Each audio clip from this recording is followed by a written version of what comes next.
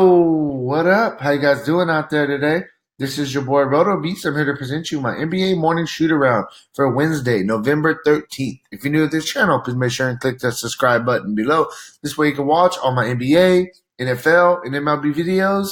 If you haven't came and checked out our website here at dfscheatsheet.com, you're absolutely missing out. We have all the tools to help you compete with the pros day in and day out, including a complete optimizer, tons of content, daily Fanduel and Draftkings cash lineups. Hey, we're truly a one-stop shop for all your DFS needs. So make sure you come check out the site here at dfscheatsheet.com. So we got a 7-game slate. There's a couple fun games on this slate. One thing I do want to bring up before we do get started, NBA's been a little bit tough to start the season. I mean, you got so much injuries already. You got this resting situation going on, the load management, etc.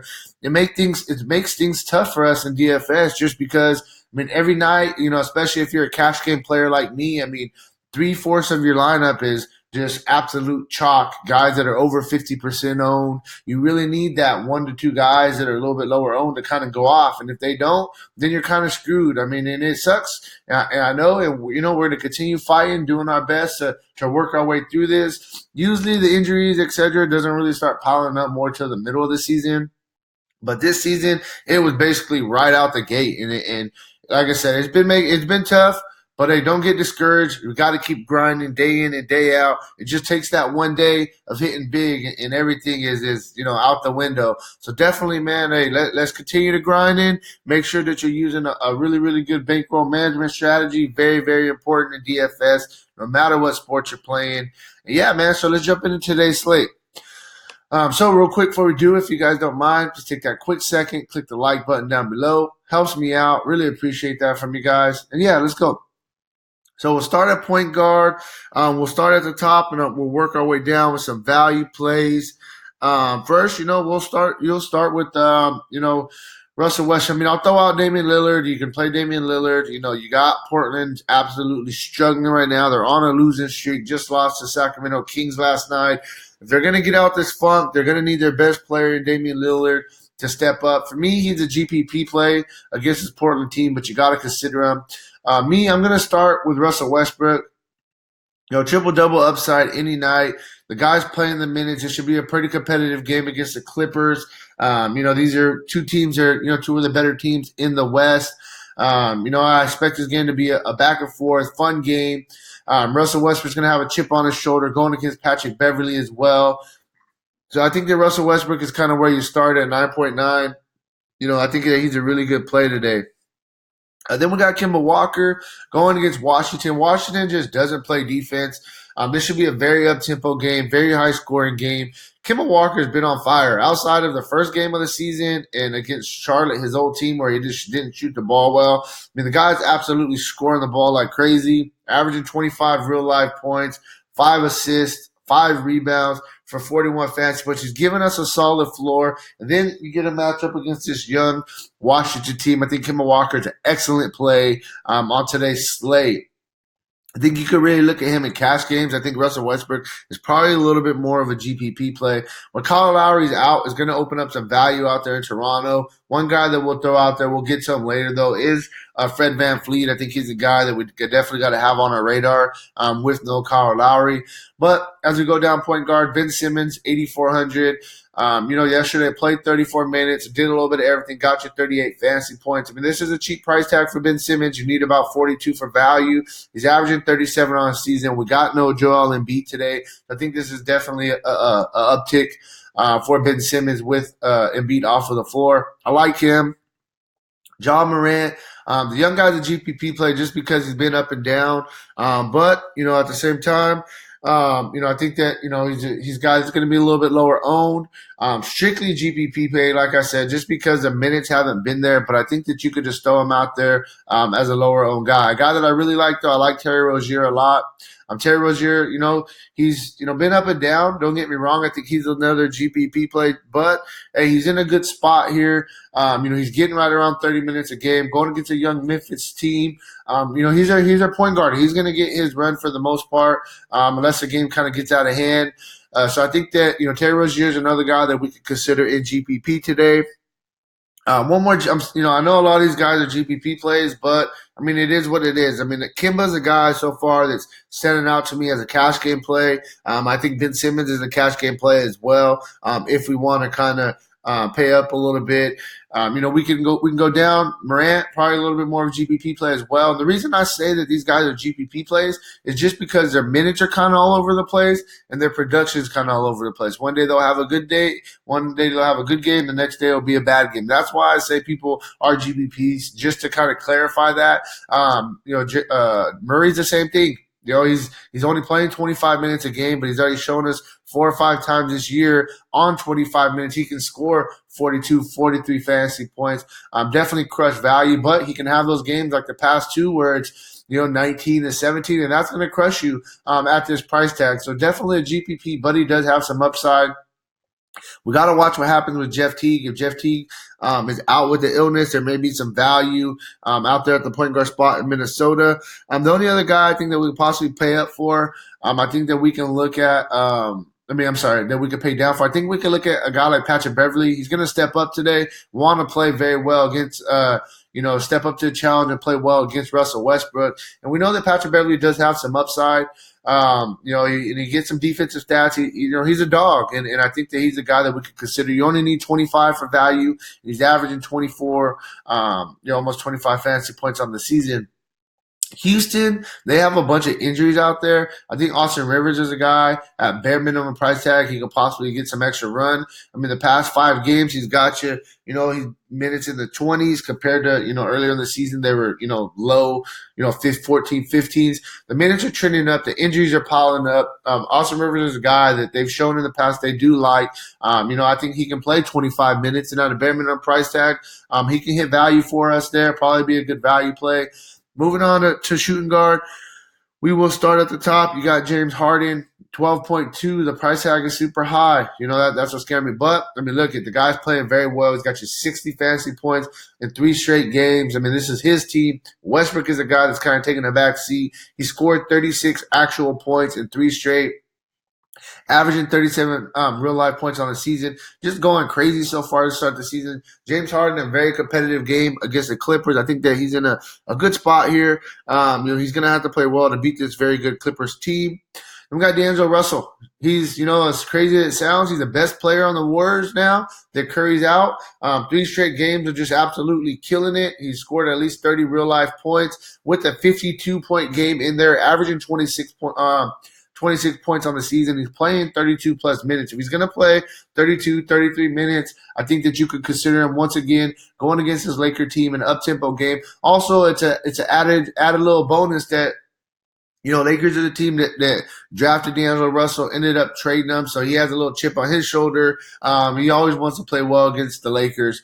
So, yeah, D'Angelo Russell is a good play. Bradley Beal, going against Boston, man, he's given us a decent floor, but not on these price tags. We need 45 for value. He's averaging 42 on the season. In the past 4 games, he hasn't got you. He got you 41 fantasy point game against Indiana, but the production is all over the place. So he's strictly a GPP play for me, but he definitely has some upside. We've seen that with the 70 fantasy point game against Houston earlier in the year. If Teague is out, I think that Andrew Wiggins gets a bump. I think that he'll get a little bit more ball handling duties. So we got to wait on the Teague news, for Wiggins. Either way, you can play him as a GPP, but I like him a little bit more in cash games if he does. In fact, if Teague is out, then you can look at Andrew Wiggins. The problem with him is the 8.6 price tag. The price tag is up there. I don't know if he's a guy that I necessarily want to pay for on this slate. You got Fred VanVleet, going for Portland. Fred VanVleet, he's going to play as much minutes as possible. He's going to be the starting point guard for Toronto as long as Lowry's out. And we know that Fred VanVleet could definitely fill it up. It's just a price tag, 75. We need about 37 for value, so we're not getting too much wiggle room right there. He can definitely hit value. I just don't know how much upside that he's going to give us on that price tag. Moving on, a couple guys. I think you could look at Lou Williams possibly. The guy has upside any night. A couple of value plays that we can look at. First, we'll look at Norman Powell. We know OG is out. We know Lowry's out. And, Norman Powell, he played 37 minutes last game. If he's gonna play a bulk load of minutes like this, then I think that he's a guy that you can look at. At 4,800, I think we need about 24 for value. I just don't know. I mean, how much upside he can give us 30-something fantasy points, but he's not going to give us crazy, crazy upside. Definitely think he's a guy at 4,800 that we could possibly look at to pay down for. I'm going to play a bunch of minutes. I need somebody to play minutes out there. I think that he'll be the guy. One more value guy that we'll look at. I think that we can look at Malik Monk. He's a guy out there in Charlotte. They got a little bit of injuries out there as well. Played 26 minutes last game and got you 29 fantasy points. If he's going to play, 26 to 28 minutes at 4,000, you only need 20 for value. This 29 would basically be, almost 7x. And we definitely will take 7x from any player, on a night in, night out basis. So got to look at Malik Monk at 4,000. I think he's a guy that you can look at on a little bit lower end. Moving to small forward, LeBron James with no Anthony Davis definitely gets the big time bump. I think that he's a guy that you just put in, you kind of move on, feel comfortable with it. Coming off a monster game yesterday against Phoenix, I think that he's going to continue to facilitate the ball. I mean, he's averaging 11 assists a game. LeBron's playing out of his mind right now, and with no Anthony Davis, I think he'll have to score a little bit more. LeBron is a guy that I think that you probably pay up for today with no Anthony Davis. The only scary thing is you got to hope that Golden State kind of keeps the game a little bit close. But I like LeBron. Then you got Kawhi Leonard going against Houston. If you want to say 1,500 off of LeBron, Kawhi Leonard's giving you a solid floor as well. This game should be very competitive. Outside of the last game, where he only got 39 fantasy points, but it still almost was a triple-double. He's on a little roll. He's been getting, 51, 52 fantasy points a game. So the floor is definitely there. Pascal Siakam, best player on Toronto, especially with no Kyle Lowry out there. He's going to need to step it up a little bit more. He gives us the upside. GPP play just says the price tag is so high. But I definitely think that he really is a guy that you could consider today. He does a little bit of everything. He's not just a scorer, so that definitely gives him that bump as well. One guy I forgot to mention, I just want to throw out there on the shooting guard spot. I think Marcus Smart, if he's going to continue to start for Gordon Hayward at 6,300 and play a bulk load of minutes, I think he's a guy that you could consider as well. I just wanted to mention that real quick. Didn't want to forget. Tobias Harris, coming off a bad game yesterday, busted on us. I played him. Yes, I thought he was a great play. The guy was like 0 for 9 from three-point land or something. It was just a crazy number. He just couldn't hit shots. I expect a bounce-back game from him. You got no Joel Embiid, so they're going to need him to score the ball a little bit more. So I think Tobias Harris is going to be lower owned because of what he did yesterday to some people. Hey, recency bias, it is what it is. I think you could definitely go back to that well. And then we got Jaylen Brown. We talked about Hayward being out. Some of these guys are going to have to step up. It's going to have to be Hayward. With Hayward out, it's going to have to be Brown. It's going to have to be Tatum, Smart, Kemba Walker. Jaylen Brown, back-to-back games of scoring 25 actual points, 42, 46 fantasy points. He's definitely showing us some upside. The guy's balling out, and I think he's a guy we can look at today going against Washington. I expect that game to be a pretty high-scoring, up-and-down type game. Last guy I'll quickly throw out there, I think that you can look at Miles Bridges for Charlotte. They got some injuries out there. He's playing a bulk load of minutes in 3 of the past 4 games. He's played at least 33 minutes. Kind of up and down, so a little bit more of a GPP play. Just because he's playing the minutes, the production hasn't necessarily been there. You can see last game against Philadelphia, he played 38 minutes, only got to 17 fantasy points. But overall, I think that, he's a guy that gives you a little bit of upside on this price tag, and he's a guy probably be a little bit lower owned if you're looking to differentiate yourself in GPPs.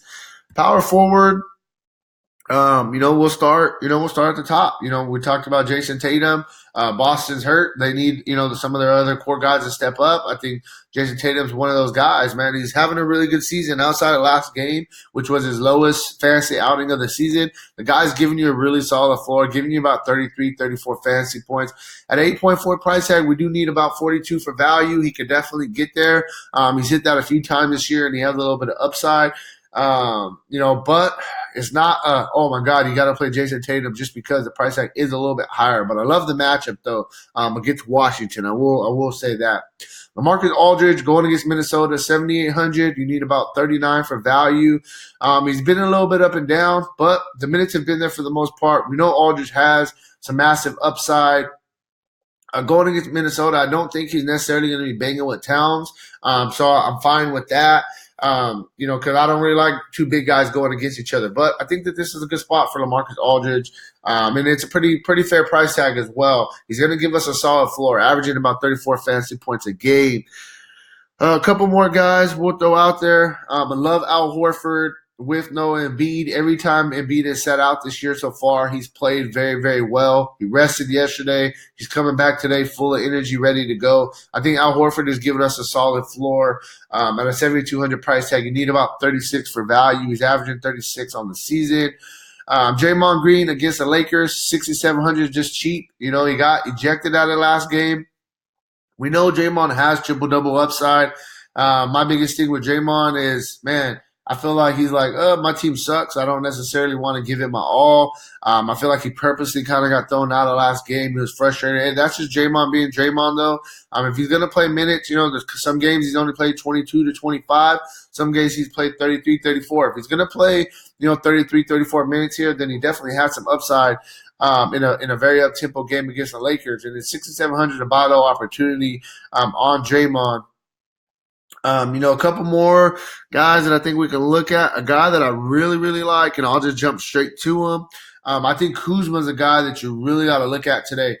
With Anthony Davis out, I think Kuzma's a guy that we can look to kind of jump in that starting lineup. If Kuzma's the guy that jumps in that starting lineup at 5,000, you just lock him in, just move on with your day. Don't overthink it. Kuzma's coming off the best game last night of the season. The minutes have definitely been trending up. He's playing 24, 25 minutes. If he's in that starting lineup, I wouldn't be surprised if he's playing 32, 33 minutes today. So Kuzma at 5,000. If he's in the starting lineup, just put him in, move on. That's a really, really easy play. They're trying to get this guy kind of in sync, since coming back from injury. So I like Kuzma a lot. That's the biggest news that I'm kind of waiting on for today. Finishing off with center, Karl-Anthony Towns. They have nobody out there in San Antonio that could guard this guy. He's giving you a really solid floor, double-double upside any night, averaging 53 fantasy points on the season. I like him, man. I think that Towns is in a great spot to crush tonight. He's a guy that you really consider paying up for with a solid floor. Vucevic with no Embiid out there, I think he's a guy that could possibly have a really good game. If he's started off the season really sluggish and he's picked it up the past 3 games, he's got you at least 47 fantasy points in 3 straight, double-doubles in 4 straight games. Feel like he's shooting the ball a little bit better. At 9,400, I think he's a guy that's going to be low owned, and you can look at him in GPPs. Clint Capella, going against the Clippers, if he's going to be going against a Harrell, I feel Harrell's undersized. I think Capella could definitely dominate that matchup. 9,000 is not a give me price tag. GPP, but he's going to be low owned, and I think that you could really look at Clint Capella. Honestly, at center, I think center is just like yesterday. I don't think that there's really a pay down spot at center. I think you have to pay up. After Capella, I like Harrell on the flip side of things. Harrell's going to get his minutes, going to play right around 30, 32 minutes. Double-double upside any night. And he does have some upside. We've seen it. He has 62 fantasy points just a few games ago, so showing us that he could definitely get there. Thomas Bryant, I think he's the guy that we could consider as GPP as well. The minutes have been there, 33-plus minutes, 2 straight games. This guy's already shown us, he has 50 fantasy point upside. This is a guy that's going to be 2 or 3% owned. Nobody's going to play him. And it's like, who does Boston really have at the big man spot that can really make it difficult for him? Nobody. All their centers they have right now are all undersized. And Thomas Bryant, I definitely think can have a feast here. And that's really where I'm at, man. I honestly think that center you pay up for it and figure out the value at other places. There's a couple of really good spots. LeBron, Kawhi, I think probably going to pay up at one of the small forward positions. Not necessarily have to, but I just think it's a good idea. And yeah, man, that's really where I'm at. If you want a more in-depth analysis on today's slate, make sure to check out the site, dfscheatsheet.com. And then good luck on your guys' contest, all right? Peace out.